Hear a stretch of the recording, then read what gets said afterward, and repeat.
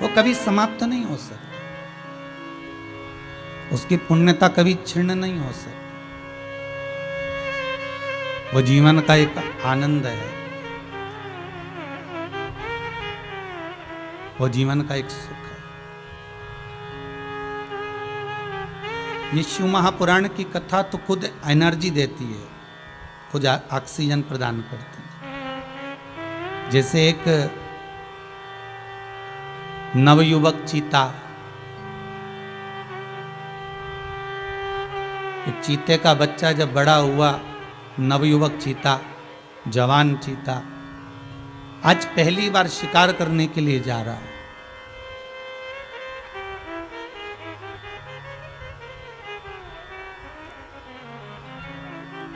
और पहली बार शिकार करने के लिए जैसे ही वो चला, बड़ी अलमस्तता है उसमें,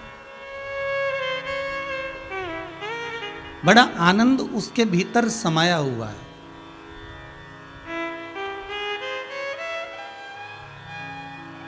इस शिव महापुराण के जितने श्रोता हैं जो अपने अपने घरों में बैठकर कथा सुन रहे हैं, इस चरित्र को थोड़ा सा ध्यान से सुने। उसमें एक उमंग है, उसमें एक आनंद है। वो नवयुवक चीते में एक आनंद की अनुभूति है, एक उत्साह है।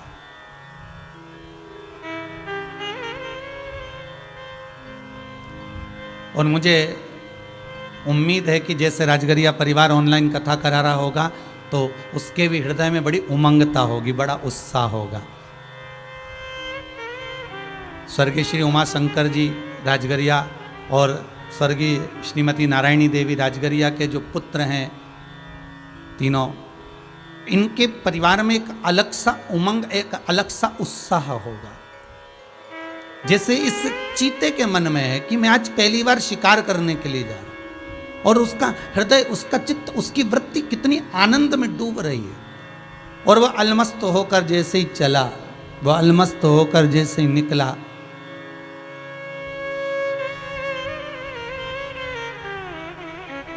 सामने से एक लगड़बग्गा सम्मुख में आ गया। एक सियार सामने से आया, उसने पूछा, कहाँ जा रहे हो? बड़े अलमस्त होकर जा रहे हो, बड़े अलमस्त धुन में जा रहे हो, कहाँ जा रहे हो? उसने कहा, आज पहली बार मैं शिकार पे निकला हूँ, मेरे माता पिता ने अभी तक मुझे निकाला नहीं था, आज पहली बार जा रहा हूँ। ओहो, इतने से तो रखे हो, कोई तुमसे शिकार होगा? अभी तो तुम सीखो शिकार कैसे करते हैं।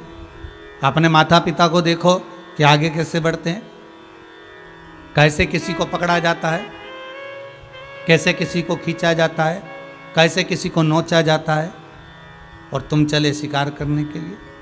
अभी इतने से तो रखे हो, तुम्हें आएगा क्या?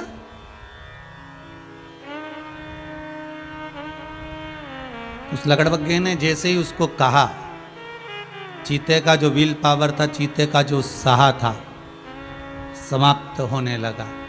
वो दिन भर घूमा परंतु उसने शिकार नहीं करा, उसको शिकार मिला भी नहीं और उसने करा भी नहीं, घूमता रहा। ऐसा होता है कभी कभी। आप जब किसी धर्म के कार्य में आगे बढ़ते हो, सत्कर्म में आगे बढ़ते हो, पुण्य के कार्य में आगे बढ़ते हो, शिव महापुराण कथा को करवाने के लिए अग्रण्य होते हो, तो कहीं ना कहीं का बीच में कोई ना कोई लगड़बग्गा आ ही जाता है। कोई कहेगा, बताओ अभी शिव पुराण करने की जरूरत क्या थी, अभी तो ऑनलाइन शिव पुराण हो रही है। अरे भैया, कराने में क्या जाता है, जीवन का कौन भरोसा।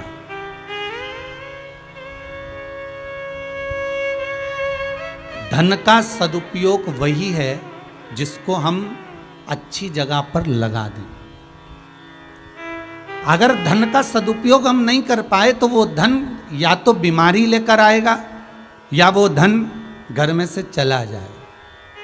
कुएं के अंदर से पानी को उलीसते जाओगे, निकालते जाओगे तो झीरों में से, नई नई झीर में से पानी उस कुएं में आता रहेगा। और अगर तुमने पानी को नहीं निकाला तो वो कुएं का पानी अंदर ही सड़ता रहेगा, धीरे धीरे वो पानी वहीं पर बेकार होकर सूख जाएगा, सड़ जाएगा, उसका कोई मोल नहीं रहेगा।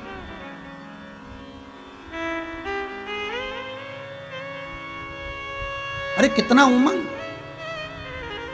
कल आप लोगों ने जो फोटो भेजे हैं उसमें कितनी उमंगता है आप लोगों की कथा सुनने के प्रति, कितना उत्साह है आपके प्रति, कथा श्रवण के प्रति। और कोई कोई माताओं ने तो लिखकर भेजा, भाइयों ने लिखकर भेजा कि हमने तो पूरे मोहल्ले में सूचना कर दी और टीवी की आवाज़ तेज कर करके हमने बाहर भी लोगों को कह दिया कि कथा सुनो, शिव महापुराण की कथा आ रही है, कुबेरेश्वर धाम से ऑनलाइन आ रही है। कितनी उमंगता, कितना उत्साह।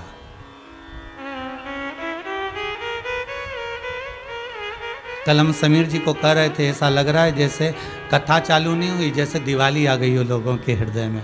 अभी तक लोग मौन होकर बैठे हुए थे, अभी तक लोग चुप होकर बैठे हुए थे, पर शिव महापुराण की कथा जैसी चालू हुई तो लोगों के घर में ऐसा लगता है कि एक आनंद की लहर आ गई, एक उत्साह आ गया, एक एनर्जी। और जितने लोग, जितने श्रोता, चाहे मोबाइल पर सुन रहे हो, फेसबुक यूट्यूब पर सुन रहे हो, चाहे टीवी चैनल के माध्यम से सुन रहे हो, आपके घर में आप जितनी देर तक कथा का रसास्वादन ग्रहण कर रहे हैं, आप 15 मिनट, आधा घंटा, पौन घंटा, 20 मिनट, 25 मिनट, 3 घंटा कथा को सुन रहे हैं, तो आपके भीतर ये उमंग, आपके भीतर ये उत्साह, आपके भीतर ये आनंद की एक लहर सी आ गई।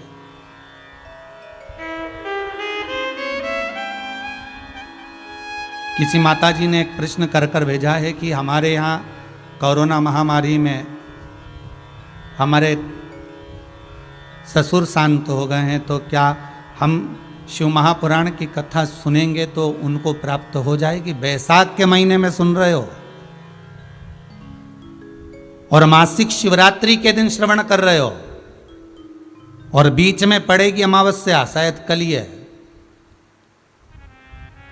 और बैसाख के महीने की जो अमावस्या होती है, इस अमावस के दिन महाराज जिसको, जिन पितरों को, जो जीव बिना कुछ खाए पिए भूखा तड़प कर मर भी जाता है, तो बैसाख महीने की जो अमावस्या होती है, ये उस जीव को अन्न का भाग प्रदान कर देती है, फल प्रदान कर देती है।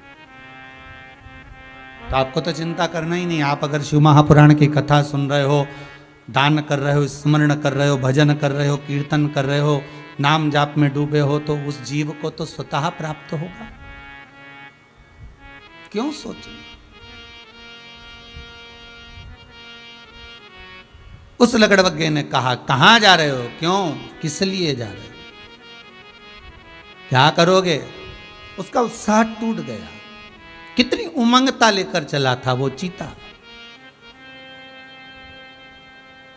कितना उत्साह था उस चीते के मन में, कितना उमंग भरा हुआ था उस चीते के मन में,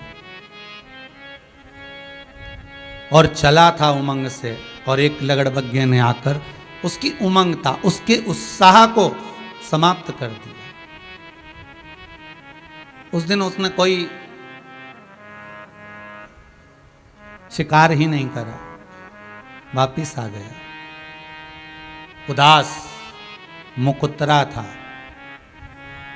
दूसरे दिन फिर चला, आगे बढ़ा तो लकड़बग्गे की बात याद आ गई कि मैं छोटा हूं, अभी ये कुछ नहीं कर सकता, अभी मुझ में इतनी दम नहीं है, मैं भले बड़ा हो गया, जवान हो गया, पर मुझ में इतनी पावरता नहीं है कि मैं शिकार कर सकूंगा। जाते जाते बीच में एक बूढ़ा बंदर मिल गया, एक बूढ़ा बंदर।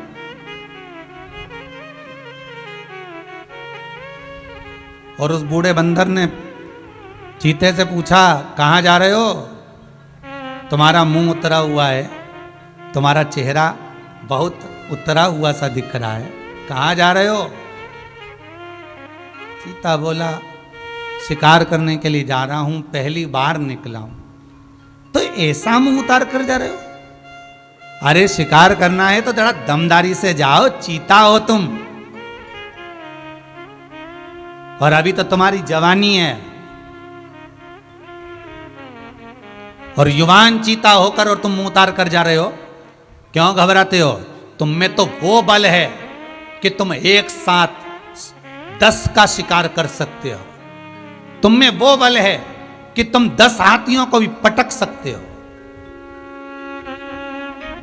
तुम में वो बल है कि तुम कई हिरणों को एक साथ शिकार कर सकते हो। क्यों घबराते हो? चीता उमंग में भर गया और अब दौड़ कर गया और जाते से उसने एक हिरण का शिकार कर लिया। एक हिरण का शिकार कर लिया। विचार करिएगा जरा, सोचिएगा।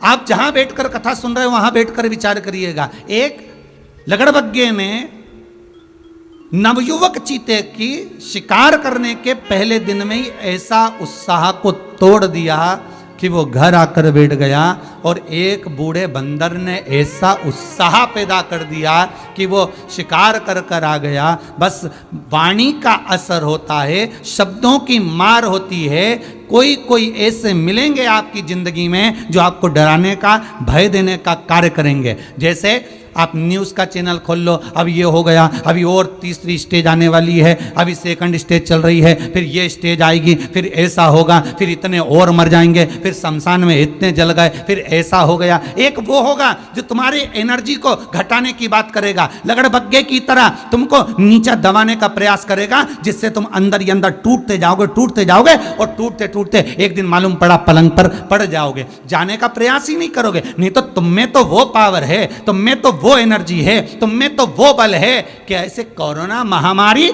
तुम्हारे सम्मुख में भी आ जाए तो तुम उसको हटाकर निकल सकते हो। वो बल तुम्हारे भीतर होना चाहिए, वो बल तुम्हारे भीतर हो।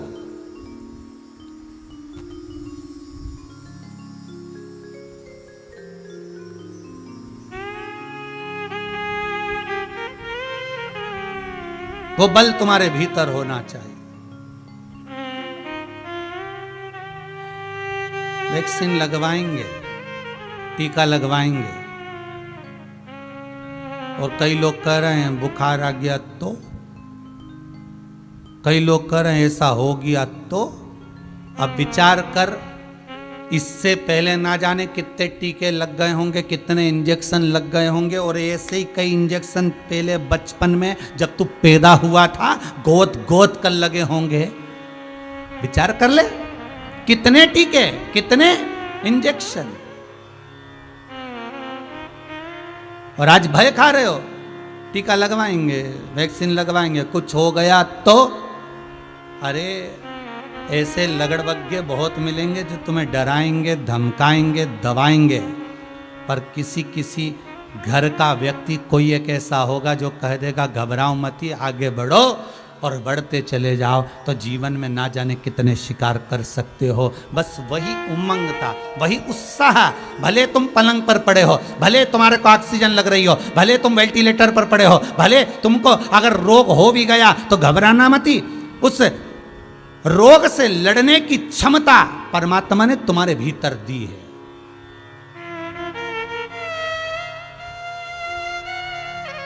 और वो है मेरा ओघड़दानी, मेरा त्रिकालदर्शी, मेरा कैलाशी, मेरा भूत भावन भूतेश्वर, मेरा शंभु वो है।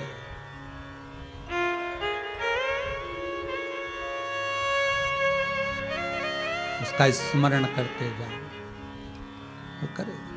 जय शंभु, जय जय शंभु, जय शंभु, जय जय शंभु। ओ गणदानी महाकल्याणी, ओ गणदानी महाकल्याणी, नाम तुम्हारा है। जय शंभु, जय जय शंभु, जय शंभु, जय जय शंभु, जय शंभु, जय जय शंभु, जय शंभु, जय जय शंभु।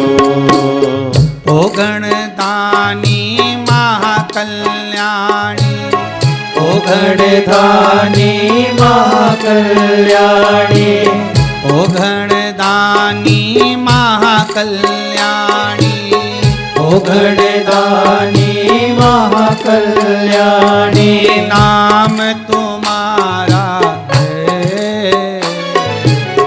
जय शंभु, जय जय शंभु, जय शंभु, शंभो जय जय सब गाइए, शंभो। जहां बैठे हो, जिस जगह पर बैठे हो, भाव से गाइए।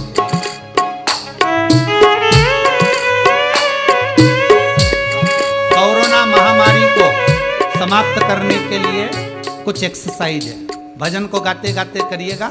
ये हाथों का नाद, ताली का नाद एक बड़ी एक्सरसाइज है ऑक्सीजन को प्रबल करने की। दूसरा, ताली बजाते ना बने तो ऐसा भी कर सकते हो। तीसरा, ताली ना बजाते बने तो ऐसा भी कर सकते हो। चौथा, पूरे भजन में एक्सरसाइज भी करते हो। जय शंभो जय शंभो जय जय शंभो। जय शंभो जय जय शंभो। जय शंभो जय जय शंभो। ओ गणदानी महाकल्याणी, ओ गणदानी महाकल्याणी। ओ गणदानी महाकल्याणी। ओ गणदानी महाकल्याणी।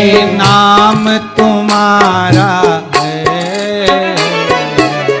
जय शंभो जय जय शंभो। जय शंभो जय जय शंभो। रहा हो तेरे बल पर जीता रहा हूँ, तेरे बल पर जीत रहा हो। तेरे बल पे जिंदा। जय शंभो जय जय शंभो। जय शंभो जय जय शंभो। ओ जय शंभो जय जय शंभो। जय शंभो जय जय शंभो। ओ गणदानी महाकल्याणी। ओ गणदानी महाकल्याणी। ओ गणदानी महाकल्याणी। ओ गणदानी महाकल्याणी। नाम तुम्हारा है।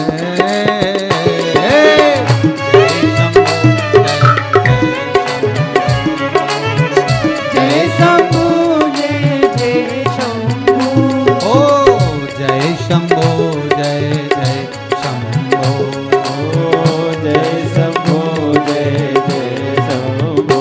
बोलो जय शंभो जय जय शंभो। जय शंभो जय जय शंभो। जय शंभो जय जय शंभो। जय शंभो जय जय। ओ जय शंभो जय जय शंभो। जय शंभो जय जय शंभो। हे त्रिकालदर्शी कैलाशी अविनाशी, मेरे शंकर का नाम मात्र स्मरण करने पर सुख, एनर्जी, बल प्राप्त हो जाए।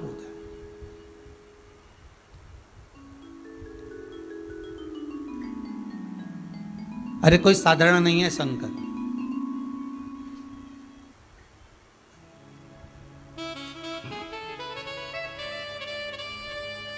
जिसके केवल नाम स्मरण से ही यम की कैद छूट जाती है, जिसका नाम स्मरण करने पर यमदूत भी दूर खड़े रहते हैं। देखिए बहुत अच्छा प्रश्न है। किसी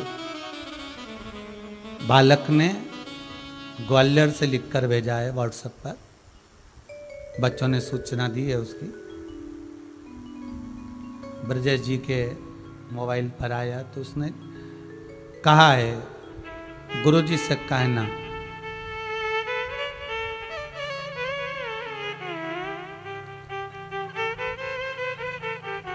हम महामृत्युंजय का पाठ बिठाए थे,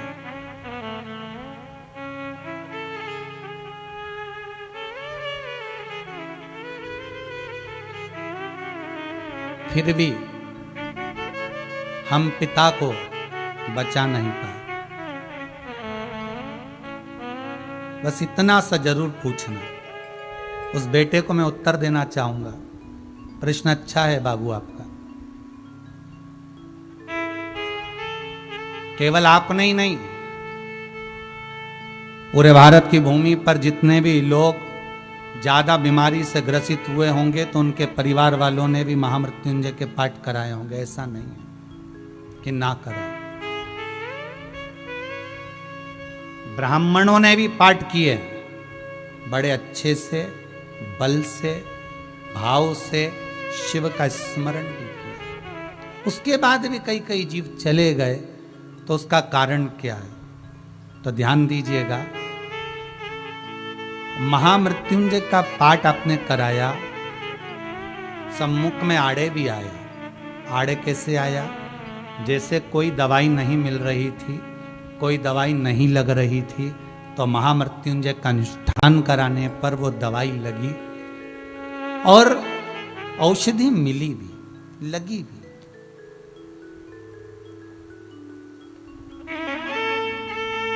पर थोड़ा सा भाग, थोड़ा पुण्य, ये जो आप अनुष्ठान कराए हैं, ये दूसरे के द्वारा, जैसे किसी के मुख में श्वास दी जाए, फूका जाए, तो दूसरे के द्वारा हवा दी जाए, वो एक अलग बात है। पर खुद की भी कुछ हवा, खुद की भी कुछ श्वास होना चाहिए। खुद की भी दिया।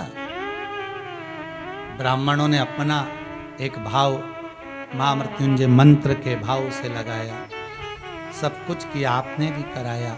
हवा तो गई, पर उसके भीतर का भी तो बल होना चाहिए। उसके भीतर का भी तो एक बल हो, उसके भीतर का भी तो एक आनंद हो, उसके भीतर का भी भजन की प्रबलता हो। फिर आपसे निवेदन करूंगा, जितने लोग कथा सुन रहे हैं उनसे, जितने लोग श्रवण कर रहे हैं उनसे निवेदन करूंगा, आपका खुद का पुण्य होना चाहिए।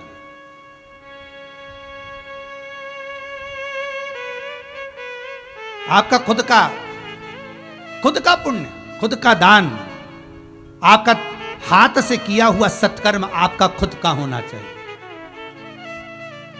एक कथा पहले भी कही थी, आज फिर कह रहे हैं। जब किसी के प्राण छूटते हैं, 10 दिन तक जीवात्मा उसकी अटारी पर रहती है। मरने के बाद लोग दान करते हैं।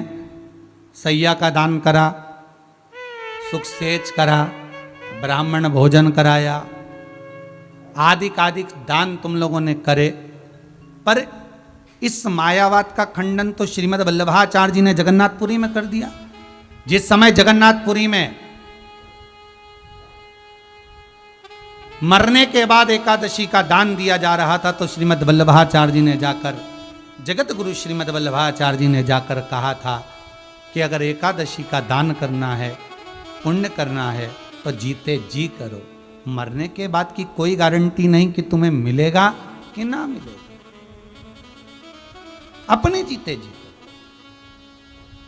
अगर एकादशी का दान कर रहे हो तो जीते जी करो। खुद एकादशी करो, खुद दान करो। सैया दान कर रहे हो तो अपने जीते जी कर लो। अन्न का दान कर रहे हो तो अपने जीते जी कर लो। कुछ करना है तो अपने जीते जी कर लो। मरने के बाद की कोई जवाबदारी नहीं, कोई गारंटी नहीं कि कोई करेगा और तुम्हें मिलेगा। इसका कोई भाव नहीं कर सकते। हम फिर कहें, आप बैकुंठ जाओगे नहीं जाओगे, इसकी कोई गारंटी नहीं है। ना तो किसी पंडित जी के पास है और ना आपके पास में कि आप बैकुंठ जाएंगे कि ना जाएंगे, इसकी कोई गारंटी नहीं है।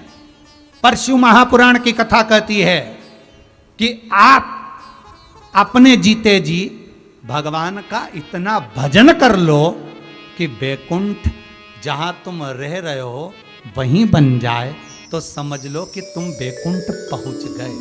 भगवान का इतना स्मरण कर लो, इतना भजन कर लो, इतना कीर्तन कर लो कि बैकुंठ स्वयं सम्मुख में आ जाए। आप बैकुंठ मत जाओ, बैकुंठ नाथ, बैकुंठ अधिपति भगवान विष्णु तुम्हारे सम्मुख में।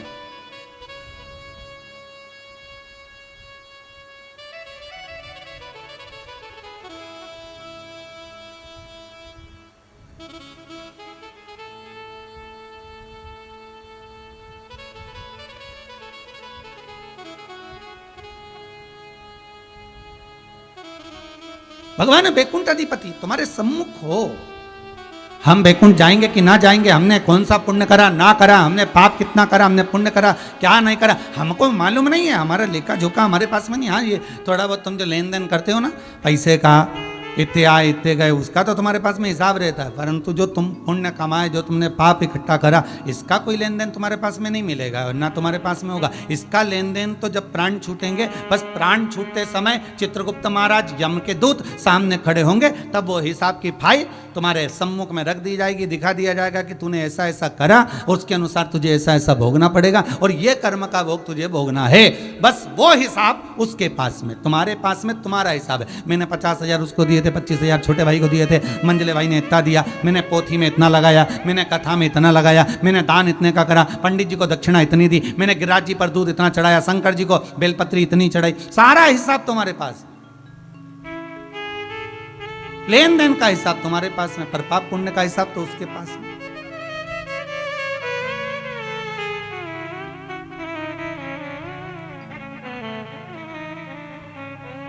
फिर वही बात आ गई,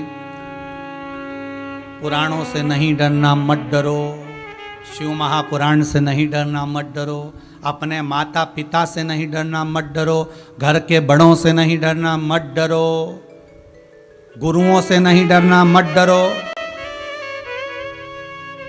परिवार से नहीं डरना मत डरो, समाज से नहीं डरना मत डरो, वेद और पुराणों से नहीं डरना मत डरो, भगवान से नहीं डरना मत डरो, शास्त्रों से नहीं डरना मत डरो। पर शिव महापुराण कहती है अपने कर्म से जरूर डरना, क्योंकि कर्म का भोग तो परमात्मा को भी भोगना पड़ता है। राम जी ने छुपकर बाली को मारा था, उस बाली ने छुपकर कृष्ण अवतार में भगवान कृष्ण को मारा था। कर्म का भोग भोगना पड़ेगा। सीता जी ने एक चिड़िया को कैद में रखा तो माता जानकी को भी कैद में रहना पड़ा। कर्म का भोग तो भोगना पड़ेगा, किसी से मत डरो। कई लोग कहते हैं हमने अनुष्ठान करवाया, हमने ये करवाया, हमने, हाँ फल तो मिलेगा, उसका पुण्य फल था इसलिए इतने समय जी भी लिया, इतनी श्वास चल भी गई। तूने कोई दान करा होगा, तूने कोई पुण्य करा होगा, तूने कोई सत्कर्म करा होगा, इसलिए पूरे मोहल्ले में कोरोना महामारी है, 50 बीमार पड़े तेरी कॉलोनी में, तेरे मोहल्ले में, पर भगवान तुझे बचा कर रखा।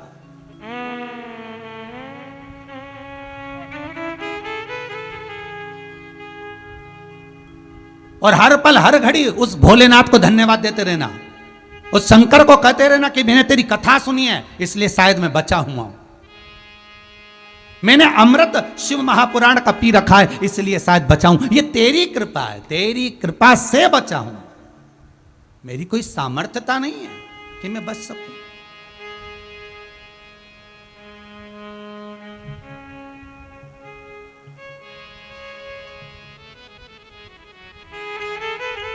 राजगरिया परिवार के पुत्र और पुत्रवधुएं भी ध्यान से सुन ले। आपके मन में यह भाव ना आए कि कथा आप करा रहे हो, ये तो आपके पिताजी जिनका नाम ही उमाशंकर है, और ये आपकी माताजी जिनका नाम स्वयं नारायणी है, स्वयं नारायणी।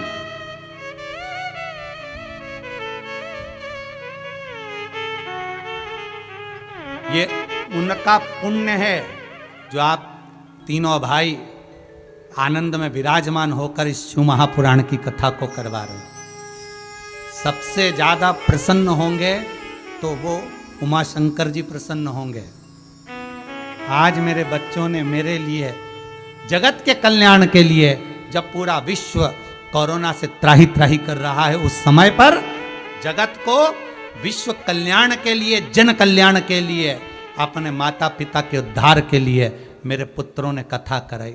भागीरथ जी गंगा को लेकर आए थे 60,000 काकाओं के उद्धार के लिए, और ये राजगरिया परिवार के पुत्र पुत्र वधु पोते पोतियां ये शिव महापुराण रूपी गंगा को लेकर आए हैं इस अपने पूर्वजों के उद्धार के लिए। आपके ये आपका फल नहीं, ये आपके पूर्वजों का है। और जितने लोग टीवी के सामने कथा सुन रहे हो, आप आधा घंटा कहीं एक जैसे नहीं बैठ सकते। बस केवल नाटक आता है, जब आधा घंटा बैठ जाते हो तो बैठ जाते हो। तुम 2 घंटा 3 घंटा एक जैसे कहीं नहीं बैठ सकते। वो तो 3 घंटा अगर कथा के सामने सोफे पर, पलंग पर, कुर्सी पर, आसन लगाकर, जमीन पर अगर कथा सुन रहे हो 3 घंटे एक टकटकी लगाकर, तो ये आपकी सामर्थ्यता नहीं, ये तो आपके पूर्वजों की कृपा और मेरे शंभू की दया होगी। इसलिए आप एक जगह पर बैठकर कथा को सुन रहे हो। नहीं तो 3 घंटे में तो तुम ना जाने कितने आसन लगा लेते, चाय पियाते, चले जाते, आ जाते, 50 काम कर लेते, दिन में जाके सो जाते। पर शंकर बल दिया है तुमको, ये तुम्हारे पूर्वजों की एक आनंद का आशीर्वाद है जो 3 घंटा बैठकर आप कथा सुन रहे हो।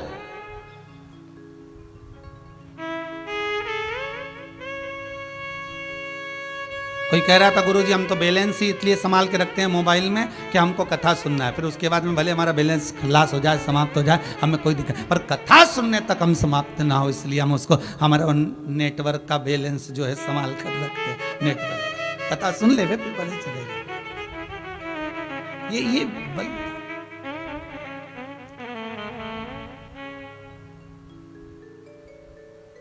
उसने करा है कृपा। शिव महापुराण की कथा कर रही है। पुराणों में तो वो दिया गया है साहब, बस एक बार करने वाला अगर कोई मिल जाए तो ऐसी कई बीमारियां हैं जो रोग भगवान शंकर की कृपा से भी समाप्त हो सकते।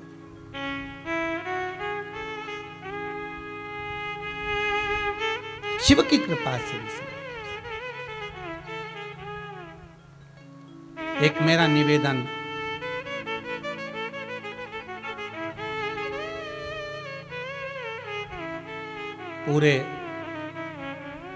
पूरे विश्व से रहेगा। कोरोना महामारी के चलते आप लोगों ने सारे अनुष्ठान करे, आप लोगों ने सारे अभिषेक पूजन सब कुछ करा। एक निवेदन है, हमारी पद्म पुराण में गंभीर बीमारी से छूटने के लिए ज्वर हरणा अपामार्जन स्तोत्र का पाठ है। एक बार सब मेरे साथ में बोलेंगे, जितने लोग टीवी पर कथा सुन रहे हैं। अपामार्जन स्तोत्र का पाठ पद्म पुराण में। ये वो स्तोत्र है जब कोई व्यक्ति पर बड़ी बीमारी आ जाती है, और ये स्तोत्र शंकर भगवान माता पार्वती को शमी के वृक्ष के नीचे बैठकर सुनाते हैं। बहुत ध्यान दीजिएगा महाराज, भगवान शिव। और किसके कहने पर सुनाया है महाराज? भगवान श्री गणेश जी महाराज ने जाकर भगवान शंकर से निवेदन करा, माता पार्वती से निवेदन करा, पिताजी मेरा मन है इस संसार सागर में ना जाने कितनी बीमारियों से लोग ग्रसित होंगे, ना जाने कितनी बीमारियों में लोग डूबे रहेंगे। कहीं कहीं कोई बीमारी इतनी बड़ी आ जाएगी कि जीव अपने प्राणों को भी गंवा बैठेगा। उस समय पर संसार के लोगों को बचाने के लिए कोई ऐसा प्रयोग किया जाए जिससे संसार के लोग उस गंभीर बीमारी से बच सके।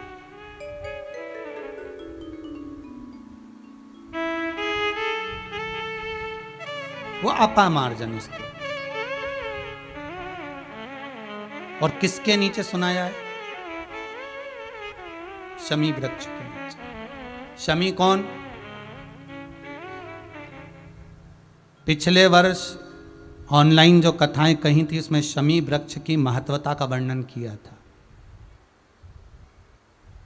शमी कौन? औरव ऋषि की बेटी शमी। जिनका विवाह धौम्य ऋषि के पुत्र मंदार से हुआ था।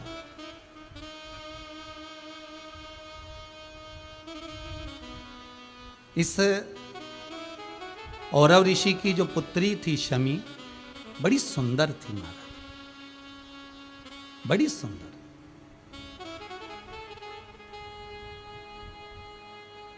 और इसका एक नियम था, ये भगवान की भक्ति में डूबना।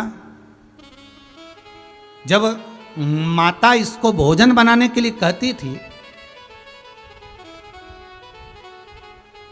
माँ जब इनको भोजन बनाने के लिए कहती, तो शमी जिस भोजन को बनाती थी, जिस भात को बनाती थी, जिस चावल को बनाती थी, पकाती थी, अन्न बनाती थी, जिसको बनाया करती थी, पकाया करती थी, उसी अन्न के भाग में देवता की मुद्रा का निर्माण करती थी ये शमी।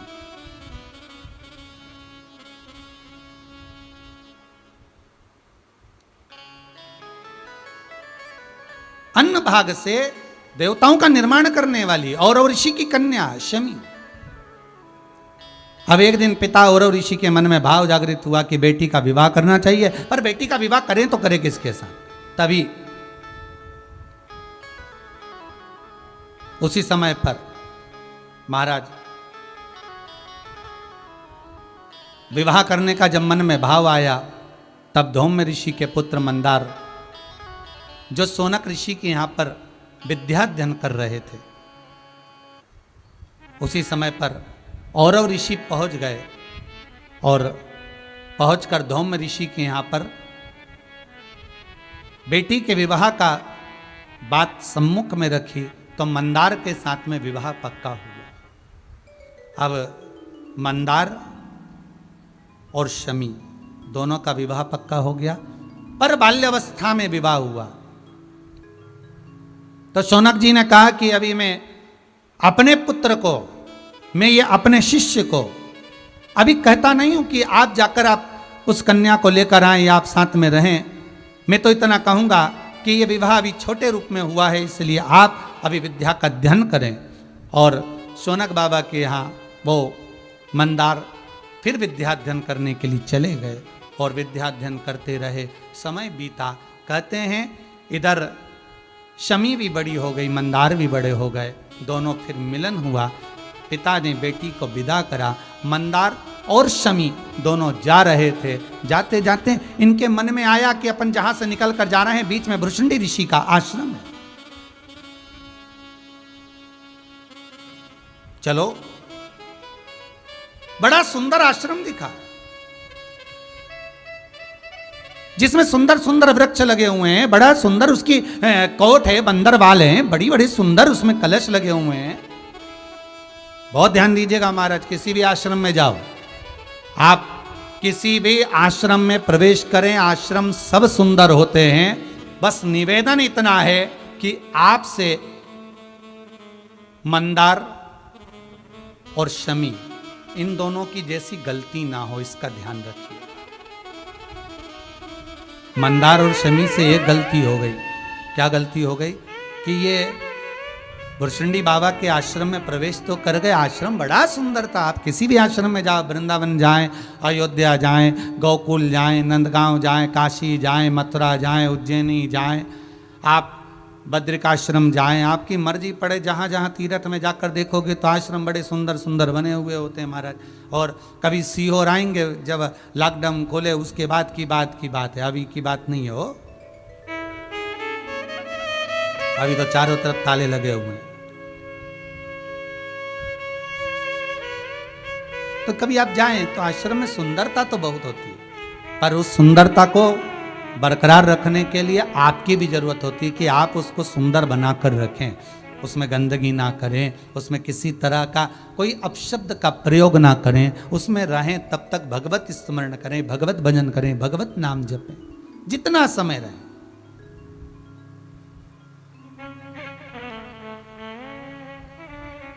अब भृशुंडी ऋषि के आश्रम में प्रवेश कर गए। अब इनको मालूम नहीं था कि भृशुंडी बाबा तो गणेश जी के आराधक हैं। कहते हैं, गणेश पुराण कहती है कि भृशुंडी बाबा ने गणेश जी की इतनी आराधना करी थी, गणेश जी का इतना स्मरण करा था, भृशुंडी बाबा ने गणेश जी की इतनी आराधना करी थी कि एक बार गणेश जी महाराज प्रसन्न होकर आ गए और गणेश जी ने कहा, मांगो भृशुंडी बाबा तुम्हें क्या चाहिए। तो भृशुंडी जी ने कहा था, अगर कुछ देना चाहते हो तो बस जैसा आपका स्वरूप है वैसा मेरा बना दीजिए, वैसा स्वरूप मेरा बना दो।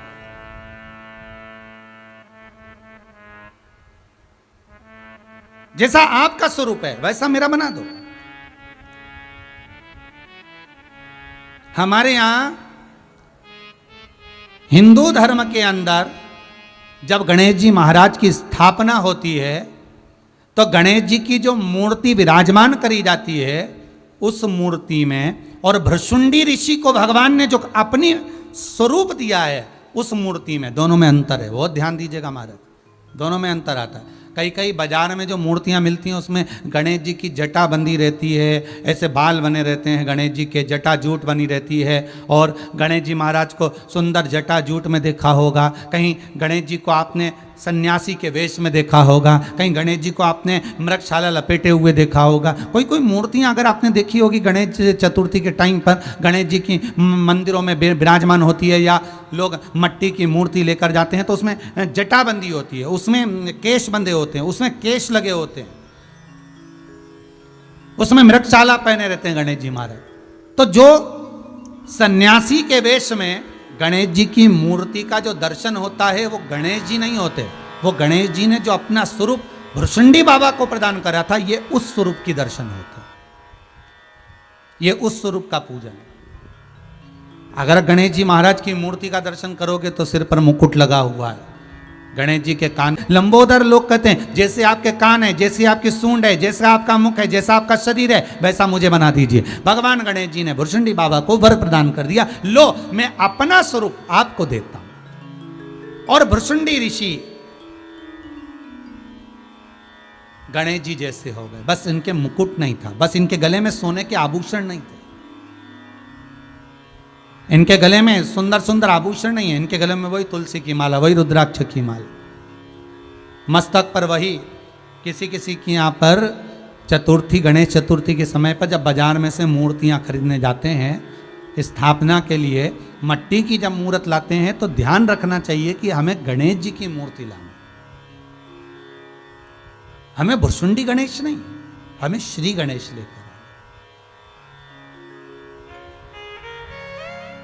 अब लोग समझते तो है नहीं, बस गए, उन्होंने देखा क्या सुंदर मूर्ति लग रही है, जटा बंधी हुई है, सुंदर सुंदर मृगछाला पहने हुए हैं, मृगचर्म पहने हुए हैं, गले में रुद्राक्ष की माला पहने, तो उन्होंने सोचा ये गणेश जी की मूर्ति, इसको ले चलो, और लेकर आ गए। वो पूजन पर रख ले, रखो पूजन करो, मना नहीं है, पर वो भृशुंडी श्री गणेश, गणेश जी महाराज ने जो अपना विग्रह दिया था भृशुंडी ऋषि को, वो गणेश।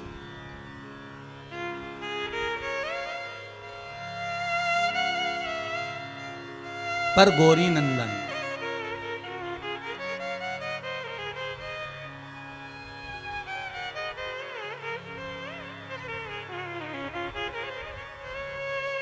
गौरी नंदन गणेश, वो एक अलग मुकुट, सुंदर तिलक, सुंदर आभूषण, सुंदर मुद्रिका, सुंदर पायल, वो गौरी नंदन। अब शमी और मंदार दोनों का प्रवेश हुआ। जब नया नया मंगल विवाह होता है ना तो लोग किसी को नहीं गिनते साथ, नया नया जब विवाह हुआ होता है ना तो लोग नहीं गिनते, फिर तो पति पत्नी एक ही थाली में भोजन कर रहे हैं, भले सास ससुर खड़े हैं तो खड़े हैं, भले खड़े रहें, उन्हें कोई फर्क नहीं पड़ता, उनका तो मन, घर से भी निकल रहे हैं, रोज प्रतिदिन घूमने जा रहे हैं, मन पूछा ना पूछा वो अपनी जगह।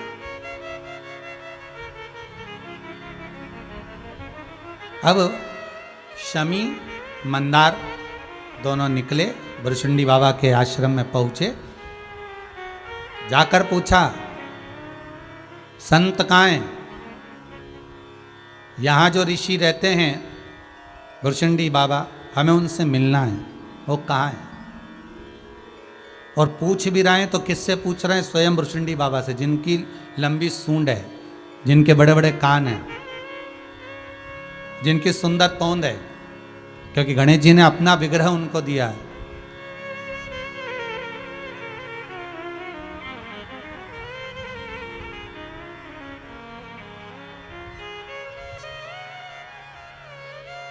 और होता है महाराज स्वयं गणेश तो कि गौरी के नंदन गजानंद स्वामी, तुम्हें आज कीर्तन में आना पड़ेगा।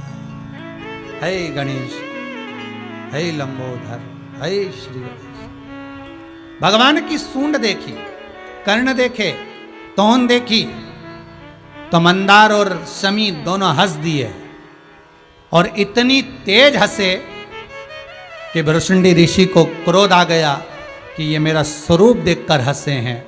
मैं तुम दोनों को श्राप देता हूं कि तुम जड़ हो जाओ, वृक्ष बन जाओ, पौधा बन जाओ, ये मेरा श्राप है। और हे मंदार, तुम मुझे देखकर इतना खिलखिलाकर हंसा है, मेरा श्राप है कि तू जड़ बनेगा, वृक्ष बनेगा, पौधा बनेगा, और इतना विषैला होगा कि तुझे कोई जानवर भी नहीं खाएगा। इतना विषैला होगा कि तुझे कोई जीव नहीं खाएगा, तुझे में इतना विष भरा होगा। और ये शमी, इतनी सुंदर होकर अपने पति का साथ देकर तूने एक ऋषि की हंसी उड़ाई है, मैं तुझे श्राप देता हूं, वृक्ष बनेगी, जड़ बनेगी, इतने कांटे रहेंगे तेरे भीतर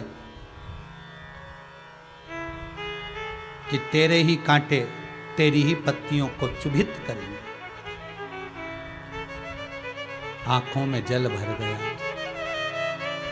मंदार शमी रोने लगे।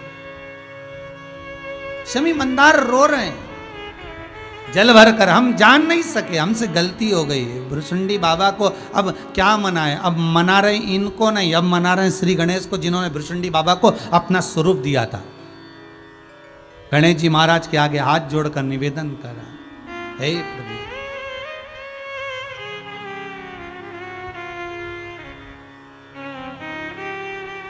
हे नाथ, हे कृपा दया कर,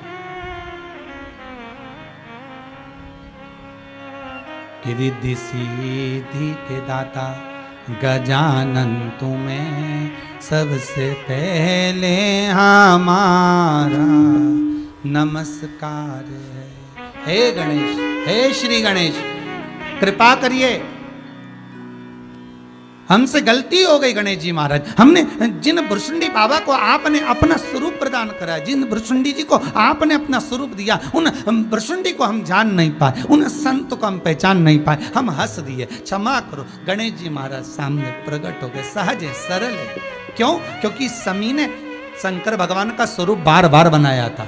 इस शमी ने बार बार शिव की पूजन करी थी, इस मंदार ने बार बार शंकर की आराधना करी थी। अच्छा, कई बार प्रश्न खड़ा हो जाता है महाराज शमी और मंदार की कथा सुनकर, शमी और मंदार की कथा सुनकर यह प्रश्न खड़ा होता है कि शमी भी शंकर जी की आराधना करती थी और मंदार भी शंकर जी की आराधना करते थे। फिर आखिर कारण क्या हुआ कि शंकर भगवान जब जिस समय पर भुरशुंडी ऋषि श्राप दे रहे थे, उस समय पर शंकर जी को आकर बचाना था। जब इतनी तप साधना करी थी तो बचाया क्यों नहीं? किस लिए? तो शिव महापुराण की कथा कहती है, भैया भगवान शंकर की आराधना करी पर शंकर इसलिए नहीं आए क्योंकि इन्होंने संत का अपमान करा था। शिव महापुराण की कथा कहती है, गर्ग संहिता कहती है, विष्णु पुराण कहती है, अग्नि पुराण कहती है, पद्म पुराण कहती है, नर्मदा पुराण कहती है, लिंग पुराण कहती है सारी पुराणे एक ही बात कहती है कि गौ, संत, ब्राह्मण, बेटी, कन्या, इनका जब अपमान होता है तब विनाश अपने आप हो जाता है, अपने आप हो जाता है। आप संतों के लिए आप शब्द कहो, साधु, सन्यासी, तपस्वी, साधक, संत, इनके लिए उंगलियां उठाओ, अपशब्द कहो, ताने दो, और मालूम पड़े आपने अपशब्द कह तो दिया बिना जाने पहचाने, बिना सोचे समझे, ना तुम जानते हो ना पहचानते हो, ना एक बार भी उस संत से जाकर मिले हो, बस तुमने तो उठाया और किसी ने एक मैसेज लिखकर भेजा कि उसने ऐसा करा वो गलत है, और तुमने उस मैसेज का जवाब देना चालू कर दिया, उसको गलत गलत ठहराते ठहराते इतना गलत कर दिया दुनिया की निगाह में, तो तुम स्वयं गलत थे, इसलिए सामने वाला व्यक्ति गलत ना। उसको पहचानो तो, उसको जाकर देखो तो, उससे जाकर मिलो तो कि गलत है कि सही है। हम उसको जान तो पा नहीं रहे, हम उसको पहचान नहीं पा रहे, बस हमने, एक व्यक्ति ने कह दिया ये गलत है, दूसरे ने कह दिया गलत है, तीसरे ने कह दिया गलत है। एक जगह पर एक सीनरी लगाई गई, बड़ी सुंदर सीनरी, और उस सीनरी को लगाकर लिख दिया इसमें क्या क्या अच्छाई है, नीचे लिख दो। एक बड़े शहर में बहुत बड़ी सीनरी बनाकर लगाई, अच्छाई कितनी है लिखो, कुछ पूरे शहर में से कम बस 200-500 लोग निकले जिन्होंने उसकी अच्छाई लिख दी कि सीनरी में जो घोड़ा बनाया अच्छा है, इसमें कलर अच्छे हैं, फूल अच्छे हैं, इसमें ऐसा है, इसमें वैसा है। कुछ 100-200 लोगों ने अच्छाई लिखी, फिर उधर से मिटा दिया गया और लिख दिया गया इस सीनरी में बुराई क्या क्या है, छाट कर लिख दो। कम से कम उस शहर में अगर 10 लाख लोग रहते होंगे तो कम से कम 8 लाख लोगों ने सिग्नेचर करके लिखा इसमें कलर अच्छा नहीं है, घोड़े के बाल ऐसे होना थे, उसकी पूंछ ऐसी होना थी, उसका जाने का तरीका ऐसा होना था, उसका पाँव ऐसा होना था, उसके पीछे ऐसा होना था, उसको ऐसा चलना था, और 8 लाख लोगों ने उसमें बुराइयां लिख दी, क्योंकि दुनिया के लोगों को अच्छाइयाँ निकालना कम आती है, बुराइयां निकालना ज़्यादा। ये दुनिया है, दुनिया।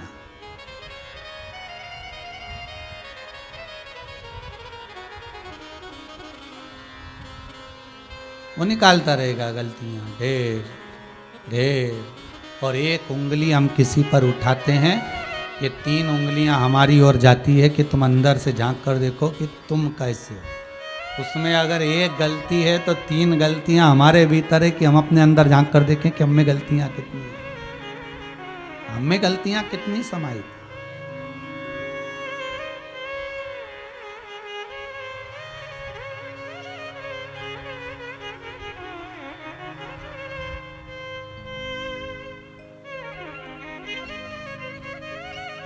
महाराज मंदार, शमी, भुरशुंडी बाबा को पहचानने पे शिव आ जाते बचाने के लिए, शंकर देरी नहीं करते, आते सम्मुख में आकर खड़े हो जाते, पर शंकर नहीं आए क्योंकि संत का अपमान करा है। साधु, सन्यासी, तपस्वी, साधक, उपासक, कन्या, स्त्री, नारी, बेटी, गाय, ब्राह्मण, इनका जब अपमान होता है तो भगवान भी नहीं झेल पाता, भगवान के जान दो, जान।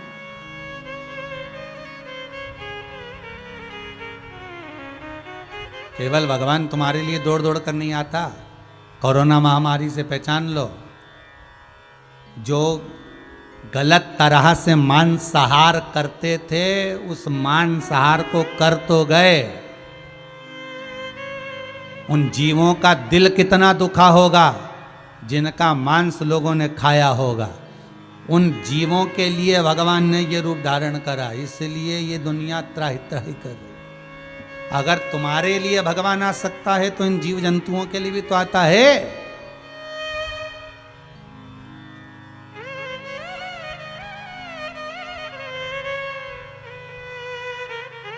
कल कथा पूरी होने के बाद में एक प्रश्न करा था हमारे वो बंटी जी परिहार ने कि गुरुदेव एक प्रश्न है, आप उत्तर देंगे क्या? हमने कहा बोलो क्या बात है? कहे गुरु जी प्रश्न ये है कि भगवान कृष्ण का अवतार क्यों?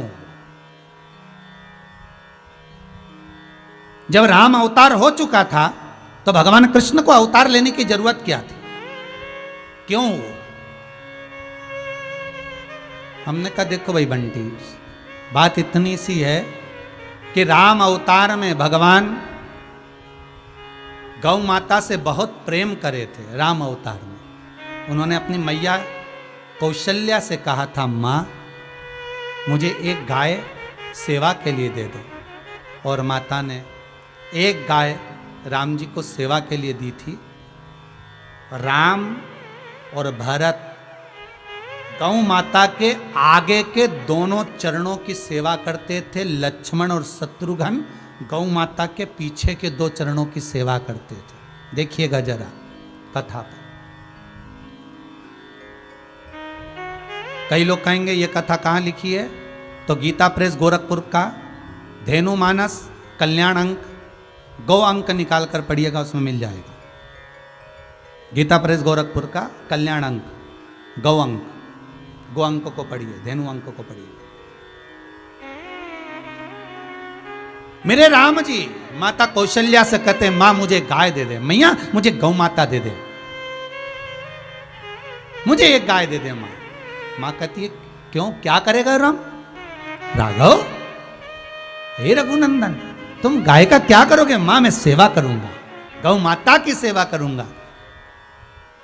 कौशल्या जी ने एक गाय बुलाकर दे दी, इतनी सुंदर गाय माता कौशल्या जी ने राम जी को दी। राम और भरत आगे के चरण की सेवा करते, शत्रुघ्न और लक्ष्मण पीछे के चरण की सेवा करते, खूब उनको स्नान कराते, चंदन लगाते, अगर लगाते, सुंदर इत्र लगाते, गौ माता को सहलाते, भोजन कराते, सोने के सींग लगा दिए, सुंदर खुर लगा दिए, सुंदर नुपुर बांध दिए, पूंछ पर सुंदर सुंदर घंटी बांधी, गले में घंटी का नाद कर दिया, खूब सुंदर सुंदर माँ की श्रृंगार सेवा करते रहे मेरे राम जी महाराज।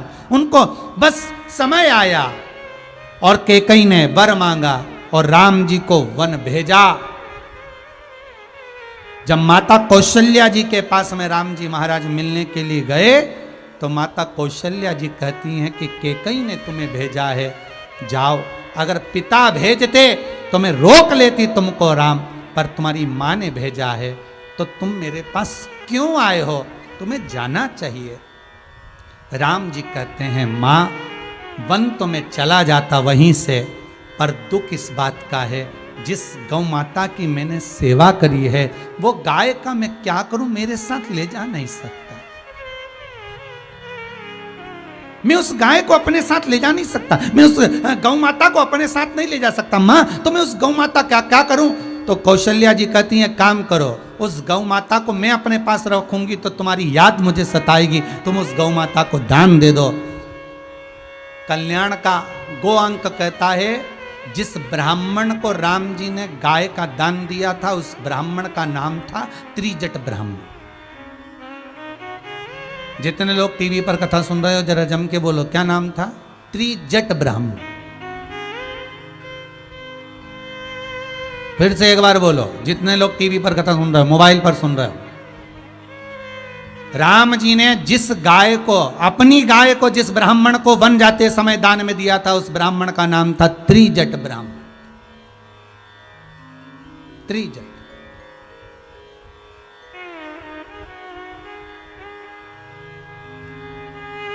राम जी ने त्रिजट कौन? कौशल्या जी के उस कौशल राज से एक ब्राह्मण आया। जब राम जी महाराज अपने नाना मामा के घर जाते थे उस ब्राह्मण के बालक के साथ खेलते थे।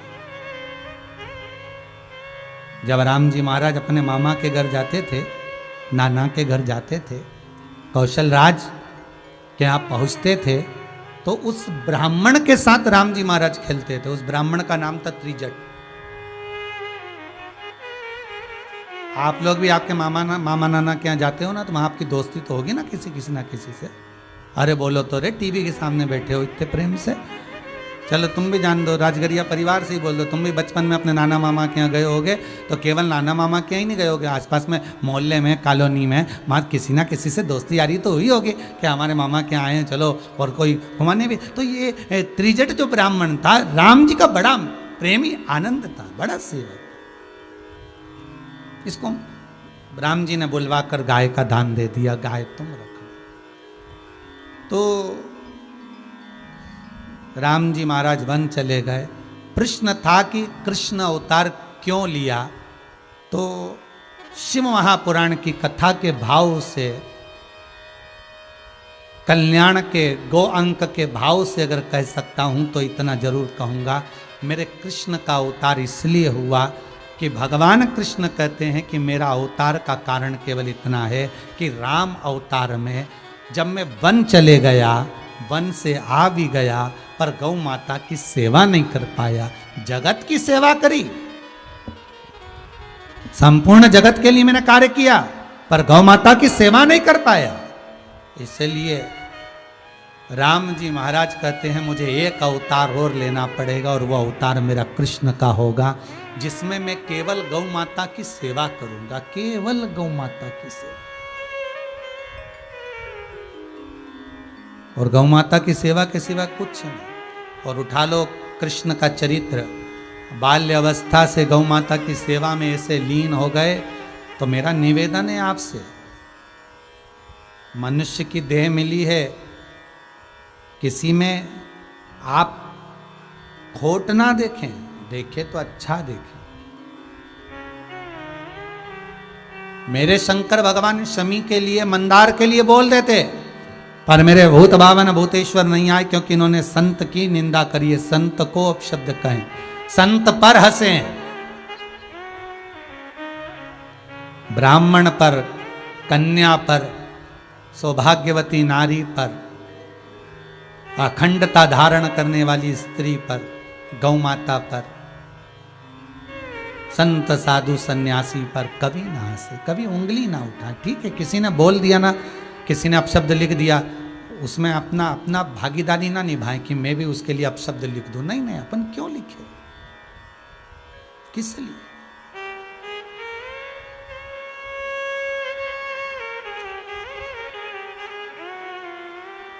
हम क्यों? वो तो ढोंगी है, वो तो प्रपंची है, वो तो छली है, वो तो कपटी है। अरे होगा, अपनी जगह पर होगा, तुम्हें कहने से क्या होगा?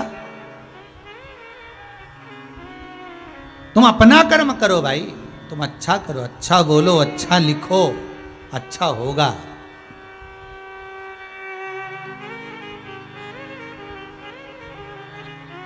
महाराज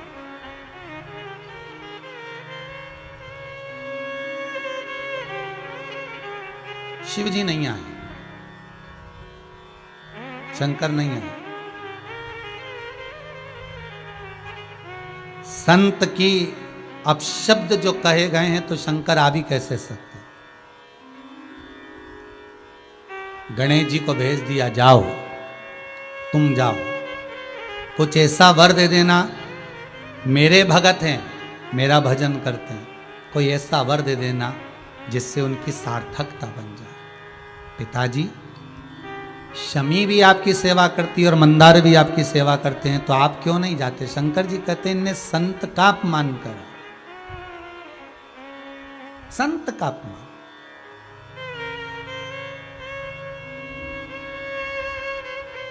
भाई दुनिया में सभी तरह के लोग होते हैं, किसी किसी को किसी की वाणी समझ में आती है, किसी किसी को नहीं आती है। आप कितना भी सोच समझ कर बोलो, आप कितना भी अच्छा बोलो, पर जिसका विवेक जैसा होगा, जिसकी बुद्धि जैसी होगी, सामने वाला व्यक्ति उतना ही समझेगा। आप कितना भी अच्छा बोल कर देख लो, आप कितना भी अच्छा निकाल कर देख लो, आप कितना भी अच्छा ढूंढ कर देख लो, पर जिसकी बुद्धि जैसी होगी वो वैसा निकालेगा। जैसे एक मरीज डॉक्टर साहब के पास गया, डॉक्टर साहब मुझे बड़ी बड़ी बीमारी हो गई डॉक्टर साहब। डॉक्टर साहब ने सारा दवाई वगैरह लिख दी और कह दिया हल्का भोजन करना। क्या बोले डॉक्टर साहब? हल्का भोजन करना। ठीक है साहब। अब वो दवाई लेकर चला चलते चलते विचार करते करते जा रहा है, हल्का भोजन कैसे होता है? तो के सबसे ज्यादा भारी पृथ्वी, पृथ्वी से हल्का पानी, क्योंकि पृथ्वी के ऊपर रहता है। ठीक है, फिर उसने विचार करा पानी से हल्का होता है घी और तेल, क्योंकि पानी पर घी और तेल डाल के देखो तो ऊपर तैरता रहता है। तो पृथ्वी से हल्का पानी, पानी से हल्का घी और तेल, और घी और तेल से ज़्यादा हल्का है पूड़ी, समोसा और कचौड़ी, क्योंकि वो तेल पे तैरता रहता है। अब डॉक्टर ने बोला था हल्का भोजन करना, उसने ढूंढा कितना हल्का, कि पृथ्वी से हल्का पानी जो पृथ्वी के ऊपर, पानी से हल्का घी और तेल क्योंकि वो पानी पे तैरता, तुम डाल के देखना घी और तेल को पानी पे, वो हल्का तैरता रहता, और उससे ज्यादा हल्का पूड़ी और समोसा कचौड़ी क्योंकि वो उस पे तैरता रहता तेल। तो उसने हल्का ढूंढ लिया, घर जाकर पत्नी से कहा सुनो, पत्नी बोली क्या? डॉक्टर साहब बोले दवाई लो, हल्का भोजन करो। तो पत्नी गई दलिया बना कर लिया थूली। तो पत्नी से बोला पागल हो गई है, भारी है। तो पत्नी बोली हल्का कैसे होता है? पति बोला देखो पृथ्वी से हल्का पानी जो पृथ्वी के ऊपर है, ठीक है, पानी से हल्का घी और तेल, तुम पानी में डाल के देखो बाल्टी में 2 बूंद तेल तो तैरता रहेगा। तो पानी से हल्का घी तेल, और घी तेल में तुम पूड़ी और समोसा तल के देखो तो वो तैरता रहेगा। तो सबसे ज़्यादा हल्का है पूड़ी घी में तली हुई और तेल में तला हुआ समोसा कचौड़ी, इससे ज़्यादा हल्का क्या होगा? पत्नी ने माथा ठोक लिया। तो कथा वाचने वाला कितनी भी अच्छी कथावाच दे, संत कितने भी अच्छे विचार तुम्हारे सामने रख दे, डॉक्टर कितनी भी अच्छी तरह से समझा दे, कितनी भी अच्छी तरह से कोई साधु सन्यासी तपस्वी कोई माता कोई पिता अपने बच्चों को समझा दे, पर व्यक्ति को समझ में उतना ही आता है जितनी उसका विवेक होता, जितनी उसकी बुद्धि होती। आप कितना ही समझा बोले, उसके समझाने से क्या होगा?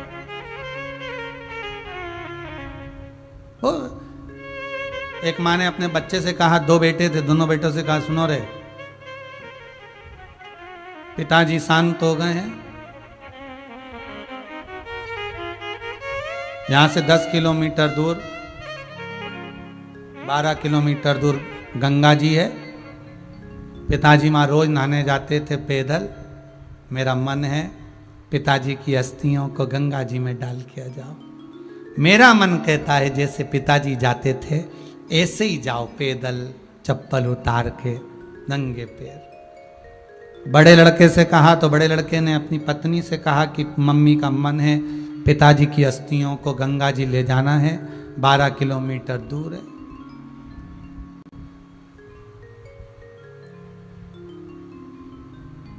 पत्नी ने कहा तुम काहे को जा रहे हो, छोटा वाला क्या करेगा, भेज दो उसको। और पत्नी ने इसको डरा दिया और पति डर गया, नहीं गया। छोटे वाले से कहा तुम चले जाओ, छोटा वाला मना कर रहा, मैं नहीं जाऊंगा।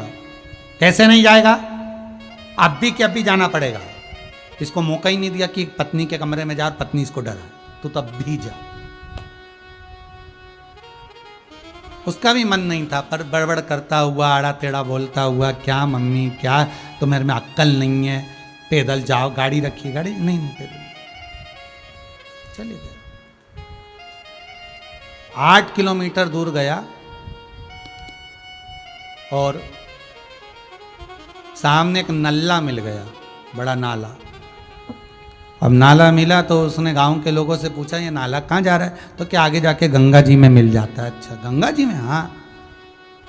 तो मन में आया अब इतनी दूर जाने से कौन सा फायदा, नाला भी तो वहीं जा रही है। इसने अस्थियों को लेके नाले में डाल दिया। अब अस्थियों को नाले में डाला, घर आ गया, माँ ने पूछा बेटा हो आया, हो पक्के में होके आया है, हाँ हो आया, ठीक है। रात निकली, सुबह सुबह ने माँ ने दोनों बेटों को बुलाया, इधर आओ इधर इधर आओ। छोटे वाले से पूछा क्यों, ये बता तू अस्थियां विसर्जन करने गया था, कहाँ विसर्जन करके आया, क्यों तुम्हें विश्वास नहीं है मुझ पे? नहीं, विश्वास तो है, पर रात को तेरे पिताजी सपने में आके बोले थे कि बेटा गंगा जी में अस्थियां नहीं डाल के आया, नाले में पटक आया। बेटा चिल्ला के दौड़ा। बस मुझे पिताजी की यही बात बहुत बुरी लगती थी हमेशा, और हमेशा बेवकूफों जैसी बात करते थे। 8 किलोमीटर दूर आके तुम्हें सपना देगा, 4 किलोमीटर आगे नहीं जा सके। यहां आके कह रहे हैं कि नल्ले में पटक दिया। तो नल्ले का पानी जा तो वहीं रहा था। मां ने माथा ठोका। ऐसी औलाद पैदा हुई, जाना था 12 किलोमीटर आगे, 8 किलोमीटर दूर पे नल्ले में डालकर आ गए। सोच वाली बात है, विचार वाली बात है। आप कितना भी अच्छा कह दो, कितना भी अच्छा विचार रख दो, कितना भी अच्छा सोच लो, कितना भी अच्छा वर्णन कर दो, पर सामने वाला व्यक्ति जो सोचेगा, सामने वाला व्यक्ति जो विचार करेगा, वही सम्मुख में होगा। आप कितना भी अच्छा कुछ भी कह दो,